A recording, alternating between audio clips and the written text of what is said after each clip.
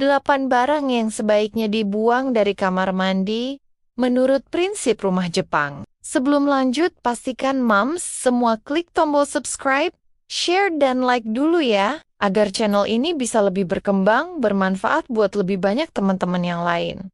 Terima kasih, dan yuk lanjut deh. Halo Moms semua, semoga semuanya sehat selalu ya. Judul ini kelihatannya cuma soal buang barang kamar mandi, tapi sebenarnya ini cerita tentang hidup ibu-ibu zaman sekarang, yang kepalanya penuh jadwal, tangannya penuh cucian, dan pikirannya penuh rasa bersalah karena semua pengin diberesin, tapi waktunya selalu habis duluan. Kamar mandi jadi saksi bisu, tempat kita masuk dengan niat bersih, keluar dengan pikiran makin ribut karena botol numpuk, rak penuh, dan hati ikut sesak. Prinsip rumah Jepang itu bukan gaya-gaya, tapi cara halus buat bilang, hidup nggak harus rame itu supaya tetap jalan. Di tengah harga kebutuhan naik, ruang rumah makin sempit, dan tuntutan jadi ibu serba bisa makin tinggi. Kita sering lupa satu hal kecil, tapi penting. Lingkungan yang rapi itu bukan soal estetik, tapi soal kewarasan. Ibu-ibu itu nggak butuh rumah sempurna, tapi rumah yang nggak bikin tambah lelah. Kadang masalahnya bukan anak berisik atau suami capek, tapi kamar mandi yang setiap hari ngingetin kalau hidup lagi berantakan. Makanya pembahasan ini penting, bukan buat nyuruh jadi minimalis ekstrem, tapi buat ngajak ketawa kecil sambil sadar kalau buang beberapa barang bisa bikin napas lebih panjang. Ini obrolan ringan, tapi efeknya bisa bikin ibu-ibu merasa lebih manusiawi. Karena ternyata yang bikin capek itu bukan cuma tanggung jawab, tapi barang-barang yang sudah selesai fungsinya, tapi masih dipaksa tinggal. Barang pertama adalah botol skincare dan sabun yang sudah jarang dipakai, tapi masih setia berdiri di rak kayak mantan yang gak move on. Biasanya isinya tinggal dikit, tutupnya sudah lengket, warnanya berubah, tapi tetap disimpan karena mikir sayang. Padahal setiap pagi kita cuma pakai 2 itu aja. Orang Jepang percaya, barang yang tidak dipakai itu menyimpan rasa bersalah kecil. Rasa bersalah karena niat merawat diri yang tertunda. Akhirnya setiap lihat botol itu, kita bukan termotivasi, malah keinget janji ke diri sendiri yang gagal total. Contoh nyatanya, botol face wash mahal yang dibeli pas lagi niat glowing. Sekarang dipakai paling kalau kepepet pas sabun mandi habis, sisanya cuma jadi pajangan penuh debu dan rasa penyesalan kecil. Barang kedua adalah handuk kusam yang secara fisik masih utuh, tapi secara emosional sudah minta pensiun. Handuk ini biasanya punya sejarah panjang, dari anak masih bayi. Sampai sekarang anaknya sudah bisa minta uang jajan. Warnanya sudah nggak jelas, antara putih atau abu-abu kenangan. Di rumah orang Jepang, handuk itu simbol kesegaran. Kalau sudah bau apek walau dicuci berkali-kali, artinya dia sudah menyimpan kelembapan dan ketidaknyamanan. Dan moms pasti pernah ngalamin mandi, sudah niat rilaks, tapi begitu ngelap badan langsung mikir, kok bau ya? Akhirnya bukannya tenang malah kesel sendiri. Barang ketiga adalah rak gantung dan organizer berlebihan yang niat awalnya rapi, tapi hasil akhirnya kayak minimarket habis restock. Ini klasik emak-emak. Beli satu organizer karena diskon, lalu beli lagi karena warnanya lucu.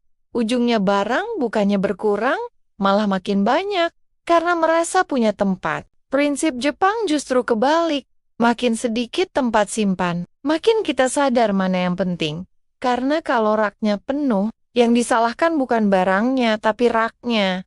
Padahal masalahnya kita terlalu banyak nyimpen sesuatu yang jarang disentuh. Barang keempat adalah alat mandi yang rusak, tapi masih dipertahankan. Karena kalimat sakti emak-emak masih bisa dipakai. Gayung retak yang bocor sedikit, tempat sabun pecah ujungnya. Shower yang kalau diputar bunyinya kayak motor tua. Semua itu kita toleransi tiap hari sambil mengeluh pelan. Orang Jepang melihat ini sebagai bentuk kita berdamai dengan ketidaknyamanan. Padahal kenyamanan kecil itu penting.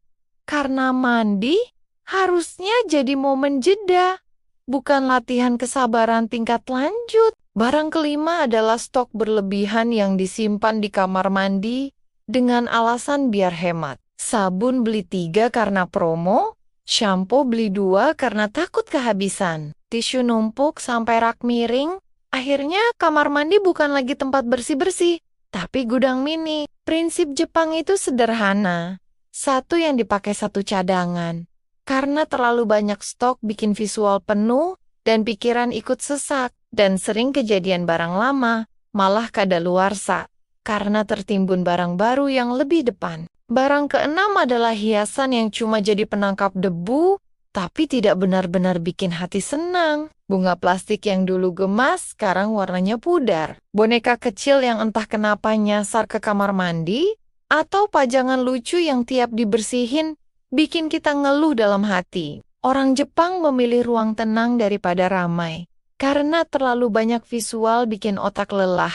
Dan moms pasti paham rasanya. Bersihin kamar mandi, tapi makin kesel karena harus mindahin hiasan satu-satu. Barang ketujuh adalah keset tua yang sudah tidak menyerap air dan bikin kaki dingin plus emosi naik. Keset ini biasanya tipis, bagian bawahnya licin, dan baunya khas, padahal fungsinya vital. Karena dia yang pertama kali menyambut kaki setelah mandi. Dalam filosofi Jepang, hal pertama yang disentuh tubuh itu penting. Karena menentukan rasa nyaman, jadi kalau kesetnya bikin gak enak, efeknya bisa sampai ke mood seharian, meski kita sering meremehkannya. Barang kedelapan adalah barang yang tidak punya fungsi jelas di kamar mandi.